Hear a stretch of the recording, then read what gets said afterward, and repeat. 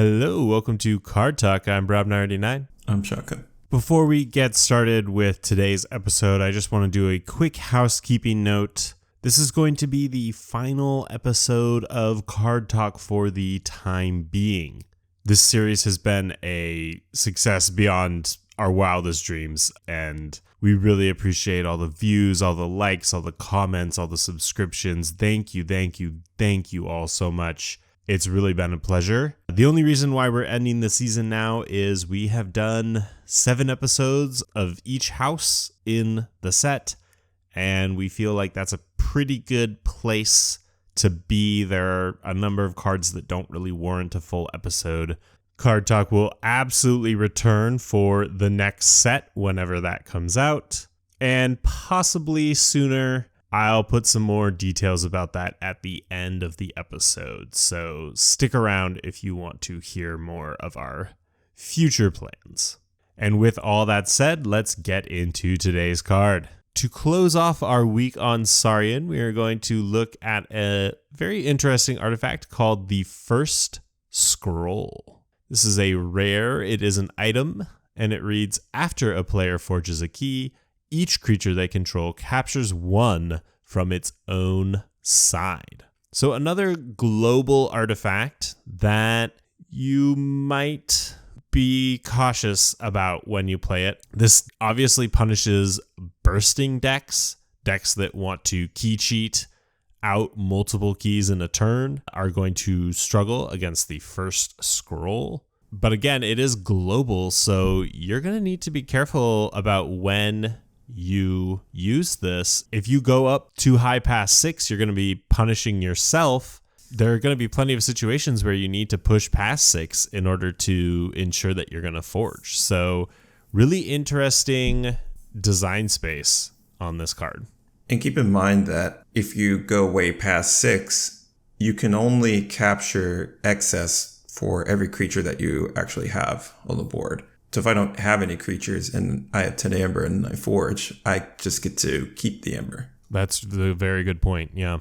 This artifact seems to punish players who are using a wide board to reap to huge numbers, which is difficult to address within set because of the lack of scaling amber control cards. There are a few, but not many. So if I have a super large board, which can be a thing inside Saurian, so it's interesting that this is also a Saurian artifact. Could be an anti-synergy with some good Saurian decks. Mm-hmm. Reaping and just going up to huge numbers can backfire on me because I have a lot of creatures and then they capture from my own side. So I have to go to 6, and that just puts me at more of a risk of being able to lose my check because they are able to stop 1 amber or something like that. So I think if you're typically winning in that fashion, like just reaping up to huge numbers, you probably don't want to play that card. And if your opponent is doing that, you suddenly put them in a much trickier position. That's right. It is very interesting to have it in Saurian, but then again, on the other hand, Saurian is going to be happier than some of the other houses to put that amber out on the board, right? So if you've got 2 or 3 left over after you forge, it's okay to be able to put it on creatures on your own side. Whereas if your opponent doesn't have Saurian in their deck, they're probably not going to be as comfortable doing that. Right. Another interesting synergy here is, again, with Imperial Forge, which I feel like I've mentioned a number of times this week. If you have a huge amount of amber, you forge your second key, and you've got Imperial Forge in hand, First Scroll puts all that amber onto your own critters, and then if you've got enough, you could potentially close out the game there. Probably a niche case because you'd need to have quite a bit of amber going into that second key to make that actually happen. Yeah, especially if you have the Medicus, because you can raise the tide and then now you're getting 2 for 1 value off the Imperial Forge. So if your board was wide enough, you could get the last key at a discount.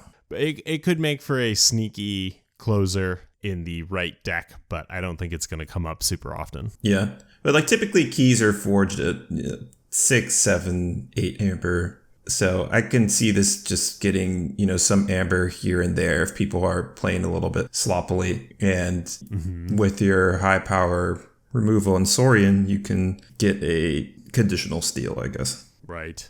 I don't think you are going to want this in a deck with Sanctum. Sanctum seems to have a decent bit of burst in this set. Also, Sanctum is beefier and on the board a lot, so really gonna not be advantageous for you. If you're playing against Dark Tidings Sanctum, you'll be happy to have this artifact.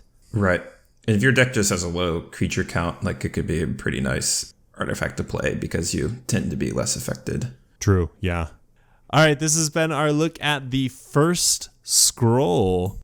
Saurian in this set, you know, I think, like I said at the beginning of the week, it really reminds me of Saurian in any other set. Lots of interesting synergies to play with. Definitely a gambling house as usual. You know, put that amber out on the board. Try to get the benefit of it before your opponent is able to get that amber into their pool. So as I said at the top, this is going to be the final episode of Card Talk for the time being.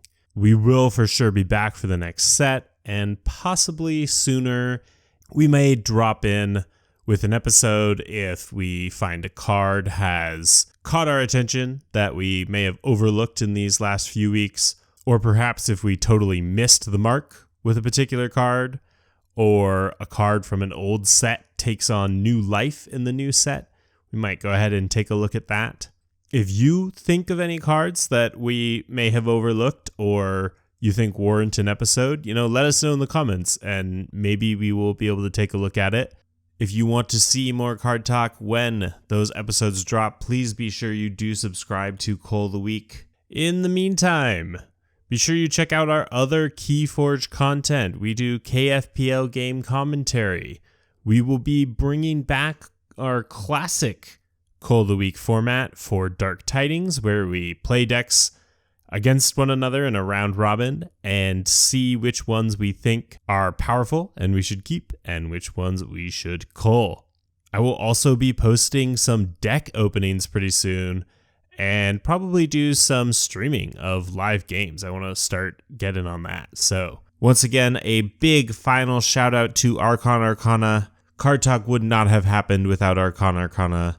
I could not possibly have the time to go and gather all the spoilers from all the different places and put the images together and everything. So huge shout out to the good folks at Archon Arcana. Thank you. Thanks so much to all of you for watching Card Talk. It's really been a pleasure to make, and we've appreciated all the feedback so much. So thank you very much. If you have not already, please do subscribe so you can keep your eye on all the content we're putting out, and be sure you get out there and forge those keys.